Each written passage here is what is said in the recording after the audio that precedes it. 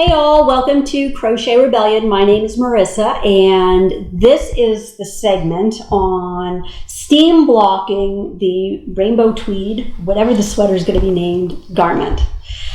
Just kind of as an example here, you can see I've got the sweater even and these are where the ends are. So one of these pieces was steam blocked and the other one isn't. With this particular stitch, you can see that it grew quite a bit. I think after steaming, it's about 3 inches longer than this section that has not been done.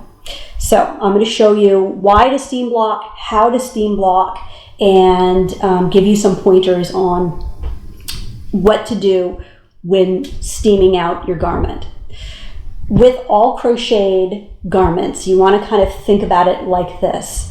I might have, let's say, 600 to 1,200 yards of yarn in any given sweater. And some days while you're crocheting, maybe you're not so happy, you're angry, you're stressed out about stuff, you're watching a horror movie, your tension gets a little bit wonky. The next day you might be more relaxed. Even the most experienced crocheters have slight differences in the tension. So what we're doing, the goal of what we're doing, is to redistribute the tension in the sweater itself so that it is completely even, okay?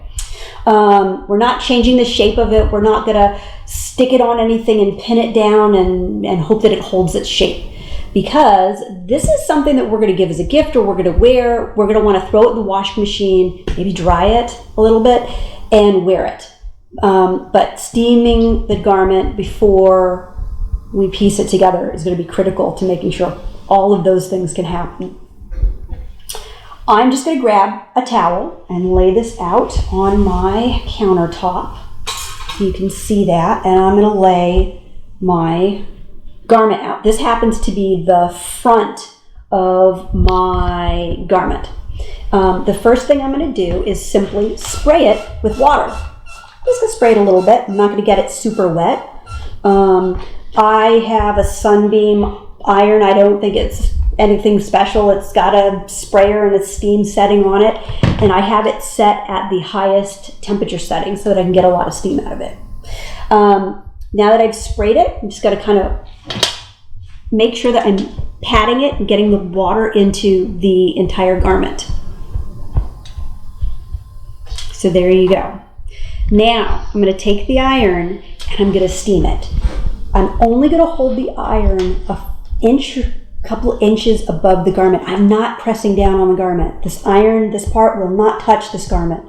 Just enough that the steam gets on the garment itself, like that. And I'm just going to do sections, small sections at a time. I'm going to go through and I'm going to give it a little bit of a tug, just to make sure that the yarn is evenly distributed through the garment. The other thing about this specific garment is that there are front post stitches through the whole thing. And the front post stitch can pull the garment out of shape. A lot of times people will have things curl on them if they only do front posts. And what we're doing is making sure that as we're pulling, we're taking the stitches and we're making sure that they're all even in height and where they're attached to the stitch below it. I'm just going to steam, give it a little tug. This is all very gentle. There's nothing massive or stretching or anything about what we're doing here.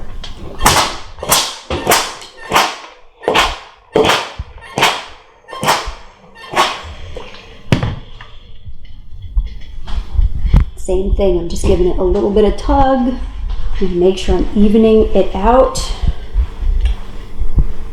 Okay, so that is steam blocked, and if I've done it correctly and I line it up with my other garment that I also blocked, you'll see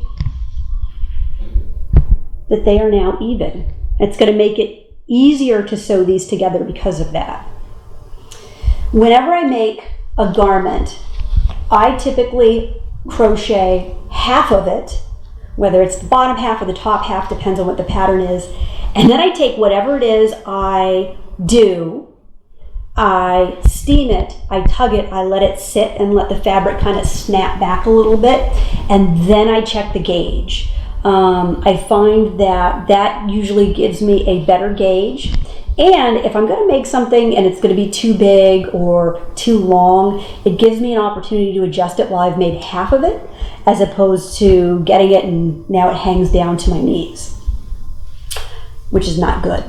The last thing about doing this method is that I recommend that you do not weave in any of your ends until after you steam it. If you do that, you take your end, you weave it back and forth to lock it in place. Locking that end in place is going to prevent the garment from being able to be stretched a little bit. And what you're going to end up with is a garment that you didn't steam block that gets sewn up. And then when you wear it, the normal heat from your body and the wear and the tear is going to redistribute the tension everywhere except for in these couple of inches here where you're going to have your ends. And you're going to end up with a garment that droops in the middle, is really tight in through the seams, which you don't want, and is kind of a little bit misshapen. If you guys have any questions about steam blocking or crochet or this particular pattern, feel free to send me an email at marissa@crochetrebellion.com. Happy crocheting!